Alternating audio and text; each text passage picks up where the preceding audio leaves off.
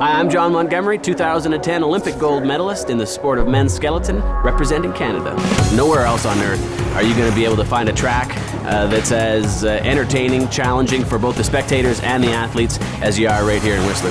It's where the 2010 Winter Olympic Games were held. It's also left a legacy behind for people to come and enjoy, whether it's tourists, locals, athletes.